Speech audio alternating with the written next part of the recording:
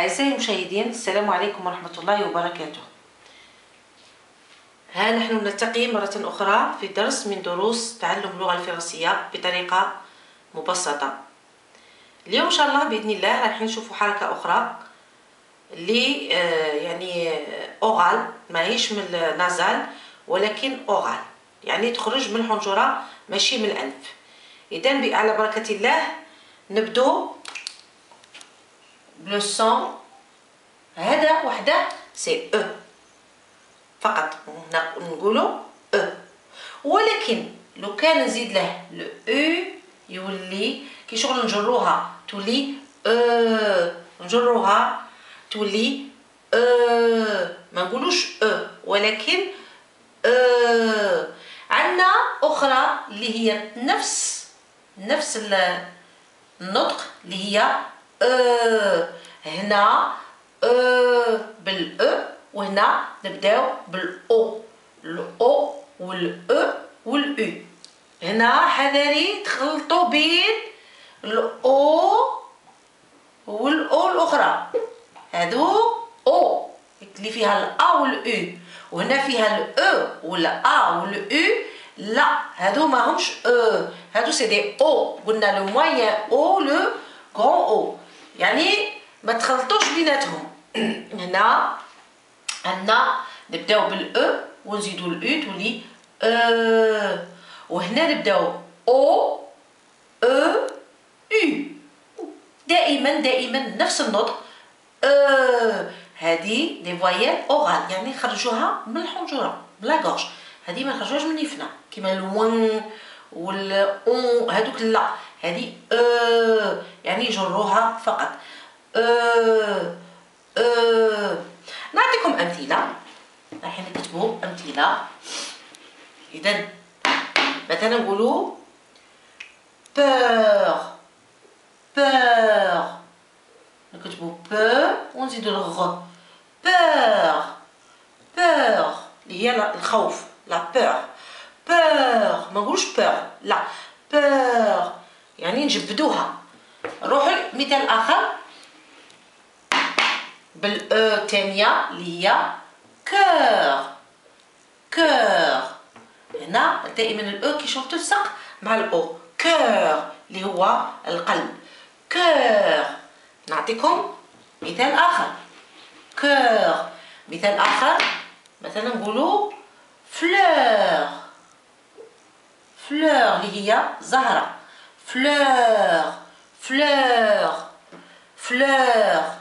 منها راكم تكتبوا منها. اذا هاي مراجعه للكلمات اللي قبلنا، اللي الحروف اللي درناهم قبل.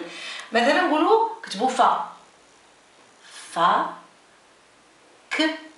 فاكتور اللي هو ساعي البريد، فاكتور. نعطيكم كلمه اخرى، نقولوا بوف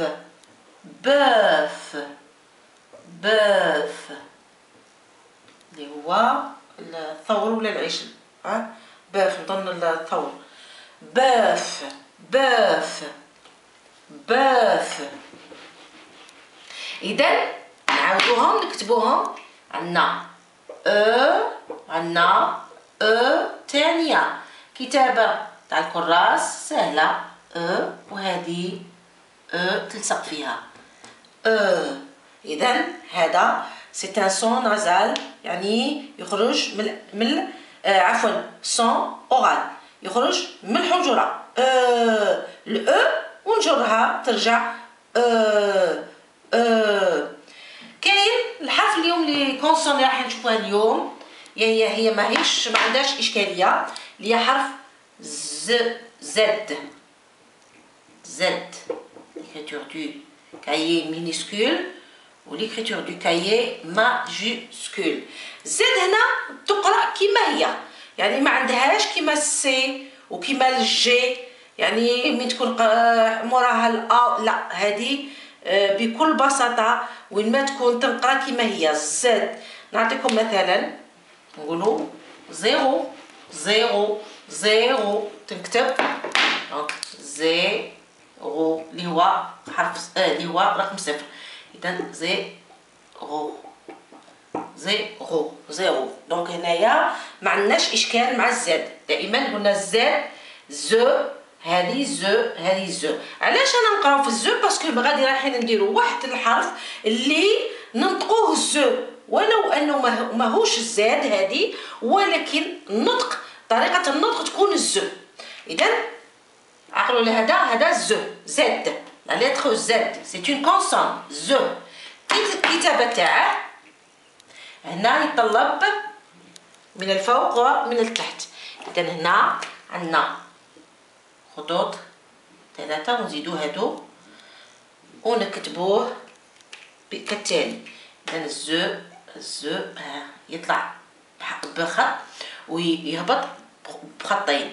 نعاودو زو هلا، والزد ماجيسكول بيان سور ثلاثه نتاع الخطوط. اذا هذا زد، هذا حرف زد. علاش قلت لكم درنا الزاد؟ رايحين نشوفوا واحد الحرف اللي تاني فيه شويه من اشكال ولكن مع التمرن تعودوا عليه، اللي هو حرف س.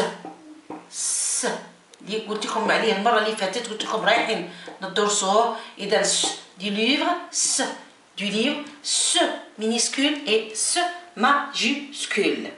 S minuscule, S majuscule. كيفاش نكتبوهم؟ كتابة كتابة الكراس كيفاش تكتبوه؟ إذا عندنا الخطوط دائما ورايحين نكتبوه بطريقة بسيطة. إذا هنا يدي س، يدي خط واحد، خط واحد. إذا هنا س س ماجيسكول طبعا يدي ثلاث خطوط. دونك س هنا أنا لحد الآن نعيطو له س. هنا بالنسبة للس كاين إشكالية، كاين ثلاثة نتاع الشروط. كيفاش ننطقوه؟ لما يكون في بداية الكلمة، مثلا نعطيكم هذه الكلمة، هذه في بداية الكلمة نقولوا صاك، صاك يعني ننطقوه مباشرة صاك صاك. نعطيكم النطق الثاني، مثلا نقولوا في.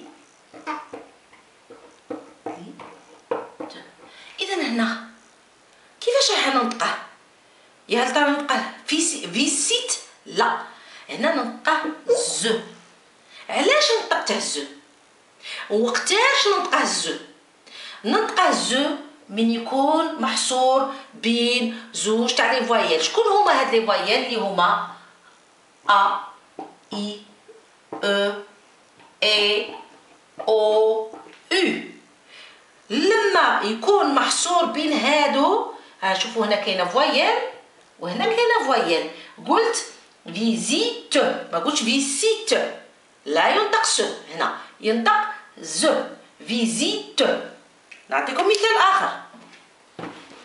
مثال اخر، مثلا كتبوا فوا فوا فوا.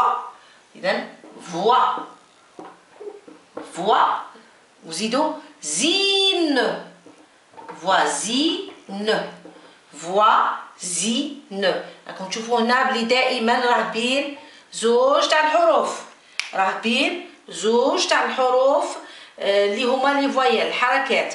اذا ما ننطقاش الس، ننطقه ز، ننطقه ز. نروحوا كذلك دائما باش تشوفوا، مثلا نقولوا فاز فاز فاز. اذا هنا دائما زاد. علاش؟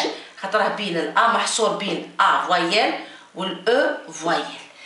هذا بالنسبة للزو. لحد الآن قلنا من يكون في بداية الكلمة ينطق س، ومن يكون بين محصور بين زوج تاع لي فوايال ينطق ز. كاين يعني une autre condition ولا شرط آخر، من يكون كاين أربعة تاع لي تيب. لي كا. اذا هنا مثلا نقول لكم لي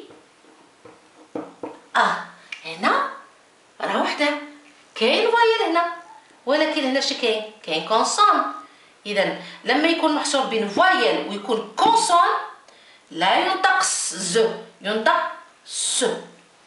اذا اش قلنا؟ من يكون بين دو فوايل ينطق ز، من يكون في بدايه الكلمه ينطق س، ومن يكون بين محصور بين فوايل وكونسون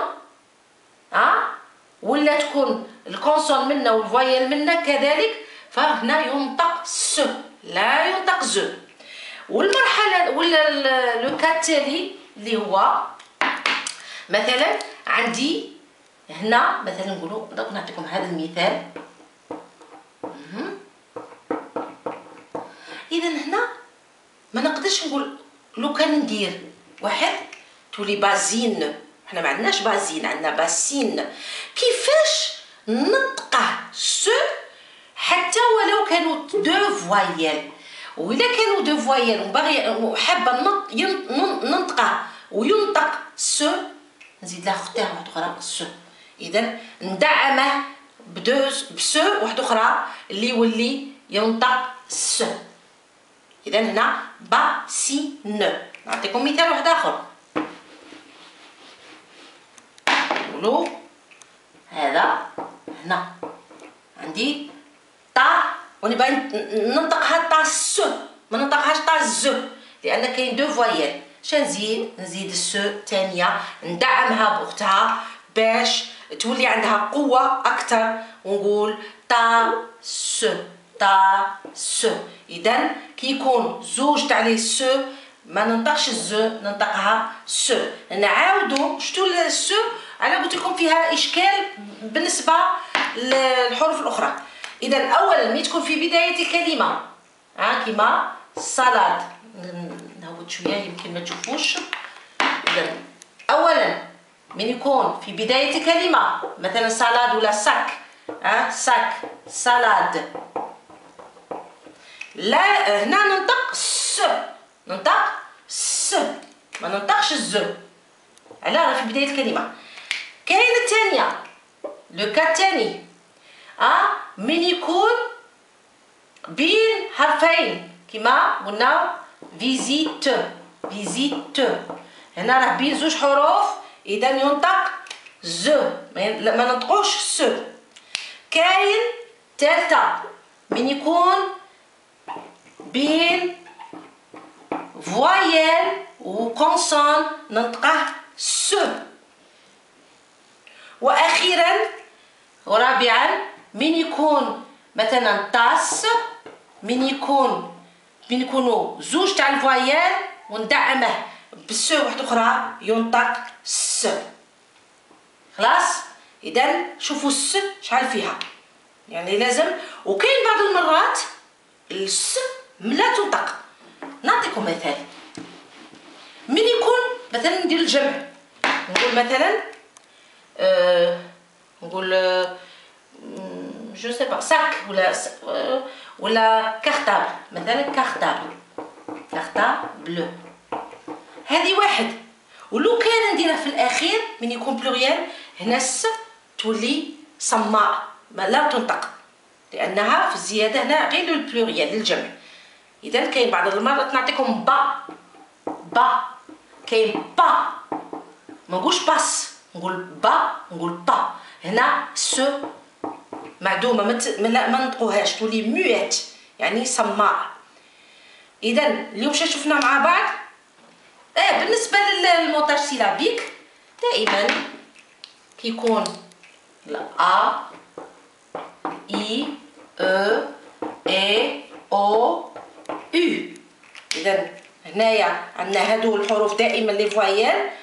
بالنسبه هنايا سا سي س سي سو اي سو بالنسبه للمونتاج سيلابيك. الا درنا لي فوايال اللي جوت اورال اذا تولي هنا س وهنا س. هنا مثلا سون son. مثلا soin sion. إذا حاكي ننطقوها. دونك هادو لي فوايي اللي درناهم يا اما اورال ولا نازال. هذه بالنسبه لليوم. ان شاء الله تعاودوا يعني تراجعوا لي كالي شفناهم تاع كيفاش ننطقها الزو وقتاش ننطقها الس. راجعوهم وديروا لو مونتاج تيلابيك وحاولوا باش تشكلوا كلمات.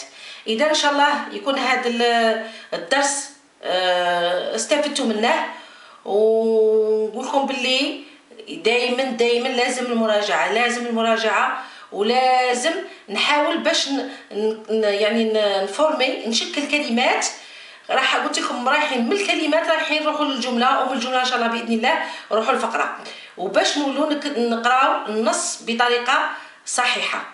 اذا ان شاء الله نتلاقوا في فيديو اخر. دمتم في رعايه الله وحفظه، والسلام عليكم ورحمه الله وبركاته.